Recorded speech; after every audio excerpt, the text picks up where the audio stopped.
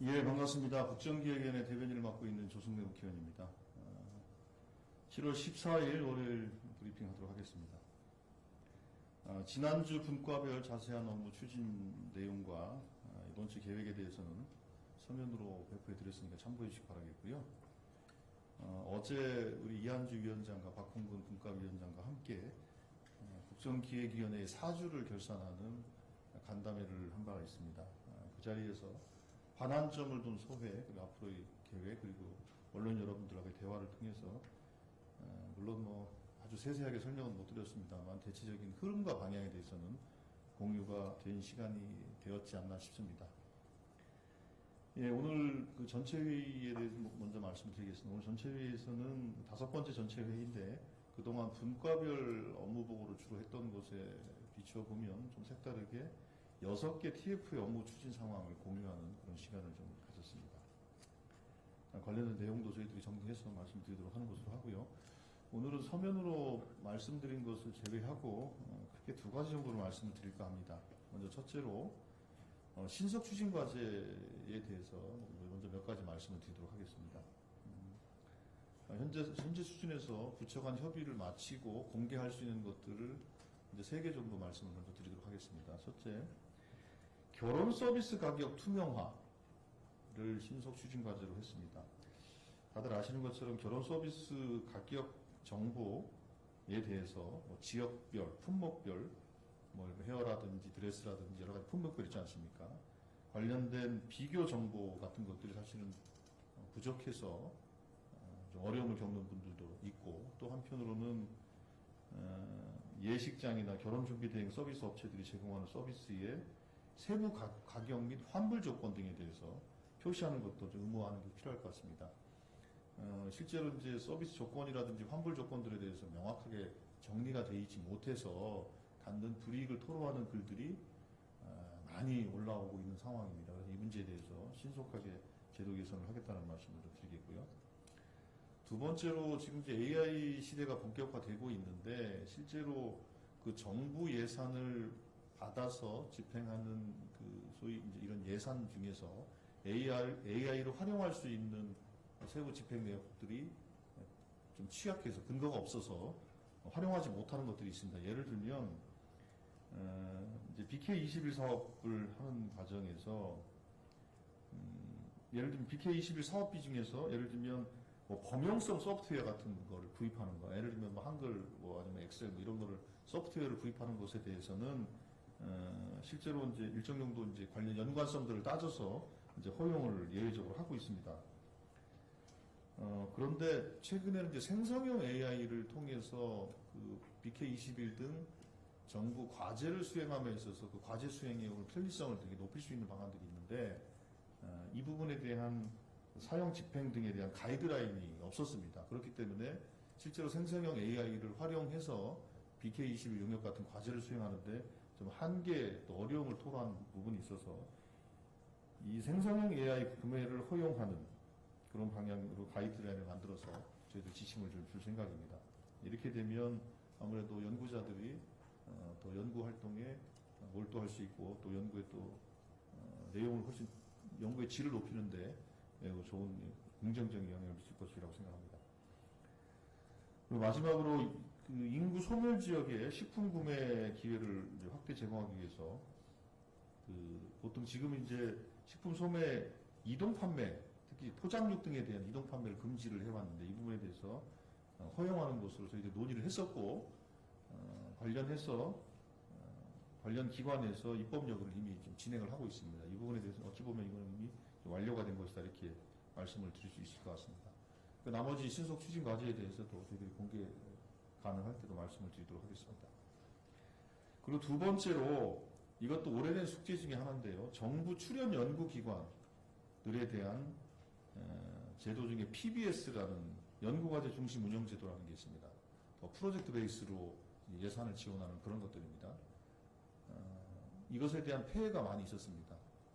실제로 정부 출연 연구기관들이 이런 걸 진행함에 있어서 기본 과제를 가지고, 그러니까 기본 과제를 하면 그 연구기관의 고유 목적 아니겠습니까? 고유 목적에 대한 고유 연구 외에 인건비 충당을 위해서 그동안 수탁과제를 그러니까 수탁하지 않으면 사실 임금을 채우기 어려운 구조가 되기 때문에 가졌던 그 연구 몰입도를 떨어뜨린다든지 하는 이런 부분들이 있었습니다. 그래서 중장기 종합 연구 기능을 강화하고 연구를 집중할 수 있는 환경을 만들고 연구 품질을 좀 높이기 위해서 수탁사업비제도, PBS 제도 폐지를 포함한 종합 개편을 지금 검토하고 있습니다.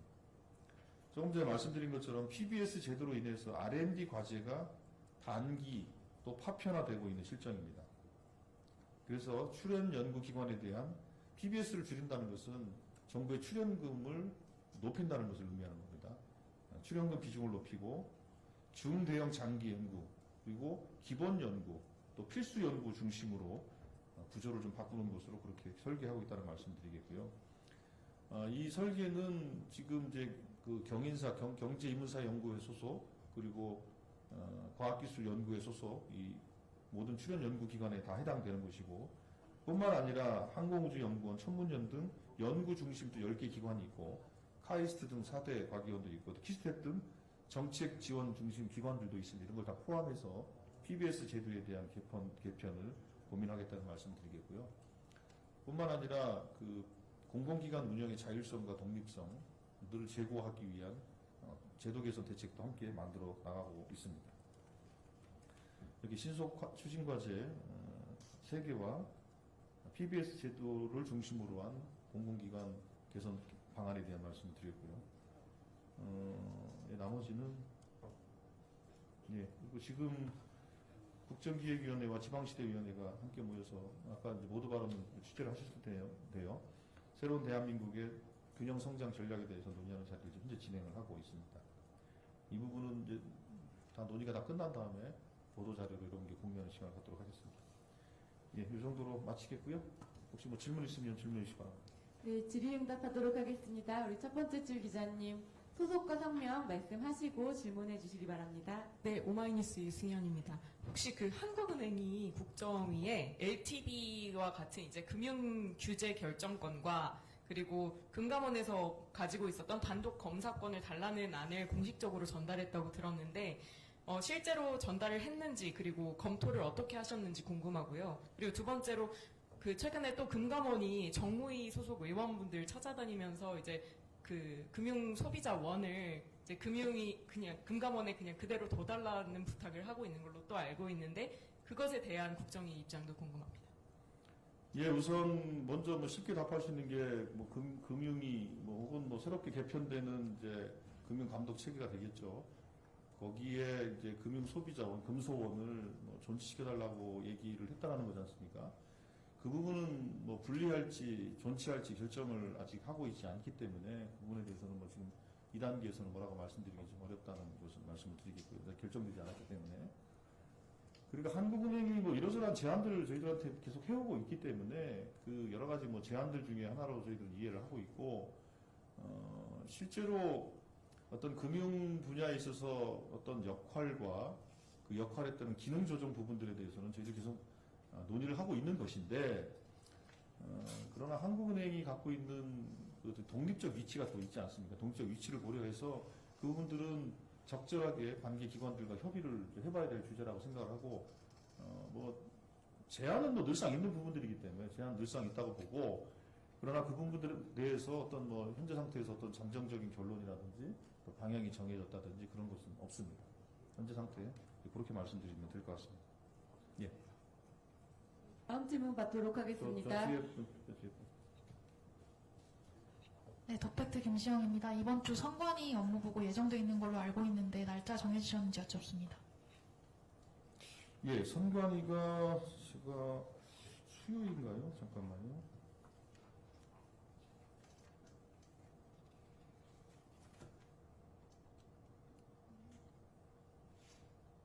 (15일이면) 화요일이네요. 15일 화요일이죠? 예, 내일입니다. 예.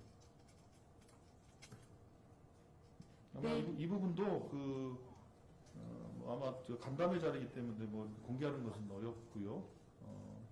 논의가 된 내용들에 대해서는 저희들이 분과와 상의해서 여러분들에게 공유해드리도록 하겠습니다. 네, 이어서 질문 받겠습니다. 네, 디지털에서 박범수 기자입니다. 오늘 서면 브리핑에서 스테이블 코인 소분과에서 디지털 자산 규율 정비 방안 등이 논의됐다고 말씀을 주셨는데 조금 더 구체적으로 어떤 것들이 논의가 됐는지, 왜냐면 디지털 자산 규율 정비 방안이라는 거에 세부적인 항목들이 굉장히 많아서 논의를 하셨다면 아마 이렇게 특정 주제 같은 것도 좀 있거나 아니면 방향성 같은 게 있을 것 같은데 그런 게 좀 궁금하고요.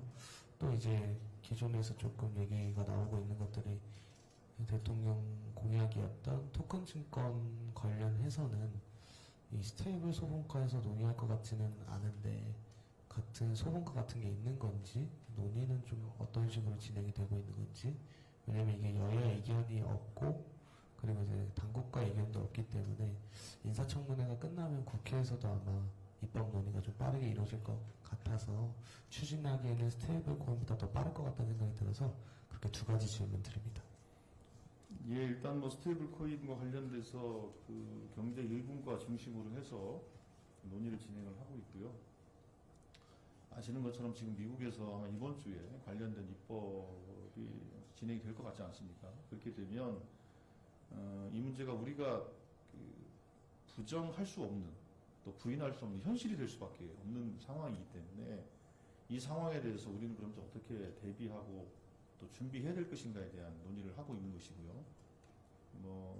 근데 그 세부적인 내용들까지 사실은 지금, 근데 논의를 한다면 어떤 논의를 할 것인가에 대해서 시장은 이미 다 예측 가능한 거 아니겠습니까? 근데 문제는 뭐 예를 들면 발행을 누가 할 것이냐, 인허가를 누가 할 것이냐, 뭐 예를 들면 뭐 다른 나라하고의 이 코인 관계를 어떻게 할 것이냐, 여러 가지가 문제가 있는데 그런 문제에 대해서 결국은 누가 할 것인가에, 또 어떻게 할 것인가 문제는 남는 거 아니겠습니까? 그 문제는 정책 결정의 문제이기 때문에 예상하는 것처럼 그런 다양한 상황, 시나리오를 중심으로 해서 검토를 진행하고 있다. 어느 정도 진행이 됐다. 이 말씀을 드리겠고요. 그 부분은. 그리고 이 부분은 이제 어느 정도 공개할 수 있는 수준이 되면 관계기관과 협의를 또 해야 되고, 뭐 한국은행 등하고 협의해야 될 거 아니겠습니까? 협의를 통해서 말씀을 좀 드릴 수밖에 없을 것 같고요. 그리고 뭐 토큰 증권이나 이런 부분들에 대해서는 그거는 좀 그동안 이제 사회적 공론이 많이 이루어진 부분들이기 때문에 그런 부분들에 대해서는 국정과제에 반영할 수 있는지, 반영한다면 어떤 형식으로 세부 이행과정, 실행과정을 만들어 나갈 건지에 대해서 현재 논의 중에 있다. 그 부분도 그렇게 말씀을 드려야 될 것 같고요. 이건 당연히 그것도 경제 1분과죠. 예. 1분과. 예. 이거는 이제 금융 쪽으로 봐야죠. 그러니까 금융 쪽이 경제 1분과라고 보시면 될 것 같습니다. 예. 근데 아직 이제 국정과제가, 세부 국정과제가 정리가 안 됐기 때문에 포함됐는지 안 됐는지 여부에 대해서는 현재 상태에서 말씀드릴 수 없습니다. 네, 이어서 질문 받도록 하겠습니다. 네, 우리 첫 번째 줄. 안녕하세요. 머니투데이 옹년입니다.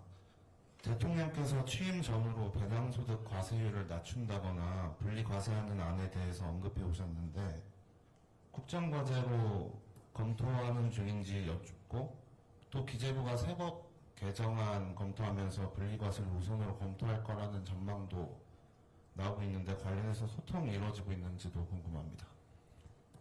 예, 일단은 뭐 그런 전망이 있는지는 모르겠는데 현재 상태에서 이 뭐 배당소득, 분리소득과 관련 분리과세에 대해서는 현재 상태에서 뭐 결정된 건 없다. 정확한 거고요.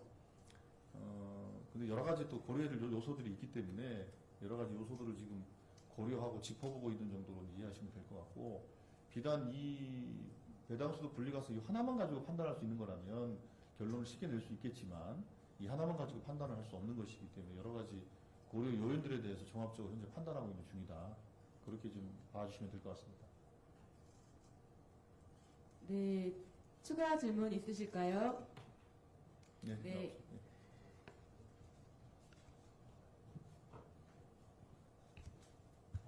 안녕하세요. 저 SBS 비즈 지용배라고 하고요. 그 아까 얘기하신 결혼 이제 대행업체가 하는 서비스 요거를 뭐 투명화를 하시는 게 제가 잘 몰라서 그런데, 그러니까 뭐 흔히 말하는 스드메 이거를 다 비용을 공개하고 뭐 환불 서비스 가이드라인을 만든다 이런 취지로 이해하면 되는 건지. 예, 그렇습니다. 그리고 이게 뭐 예를 들면 공정위에서 뭐 단속 같은 걸 하게 되고 뭐 뭐 예를 들면 타임라인 이런 것들도 좀 있는 건가요? 언제 도입하게 될지나. 이건 이제 그 신속 추진 과제를 했기 때문에 이거는 그러니까 중요한 표시 광고 사항 고시라는 게 공정위 소관의 고시가 있거든요. 고시 개정하면 되는 문제이기 때문에 고시 개정은 금방 할 수 있는 거거든요. 그렇게 되면 현재는 이 결혼 서비스와 관련된 여러 가지 아까 말씀드린 스드메의 경우에 실제로 이제 아마 자율 의무가 되어 있기 때문에 그래서 발생하는 이제 이 사업자 서비스 대행하는 분들과 이제 소위 이제 신혼부부하고 갈등이 계속 생겨왔기 때문에 이 부분에 대해서 관련 법규를 정확하게 좀 해서 고시 의무를 줘서 자율 의무가 아니라 자율이 아니라 의무를 부과하는 것이 되겠죠. 그렇게 되면 공정위에서 관련된 그 가격 표시라든지 환불 조건이라든지 이런 것들에 대해서 볼 수 있겠죠. 예, 그렇게 되면 소비자가 그에 따른 그 예를 들면 뭐 이제 사업자에 대해서 어떤 조치를 할 수 있는 정확한 근거들이 만들어지게 되는 거니까 오히려 이제 그 신혼부부들이나 소비자들에게 편익을 좀 높여주는 방향으로 그렇게 가는 것이고 이 많은 경우 불편함을 많이 겪었기 때문에 특히 젊은 이 신혼부부들한테는 이 문제에 대한 그 민원이나 이런 것들이 매우 많았습니다. 다들 아마 아실 겁니다. 이달이나 뭐 다음 달 뭐 이렇게. 예, 일단 뭐 이건 협의가 끝난 것이기 때문에 최대한 빨리 할 겁니다. 근데 고시 개정도 그 절차가 있어요. 그냥 막 하는 게 아니라 고시도 이것도 이제 각 부처 회람을 해야 되고요. 그러니까 공정거래위원회와 관계 당국하고는 협의가 끝났으니 이제 절차를 하게 되면 절차에 따라서는 공정거래위원회가 그러면 절차를 어떻게 진행하겠다라는 것에 대한 계획을 공정거래위원회가 별도로 한번 언론에게 설명할 수 있도록 그렇게 좀 하겠습니다. 네, 이어서 질문 받도록 하겠습니다. 질문 있으신 기자님은 손을 드시고 표현해 주시면 감사하겠습니다. 없으신 모양인데요. 예. 예, 그러면 더 이상 질문이 없으신 것으로 알고 이상으로 브리핑을 마치도록 하겠습니다. 수고하셨습니다. 예, 감사합니다.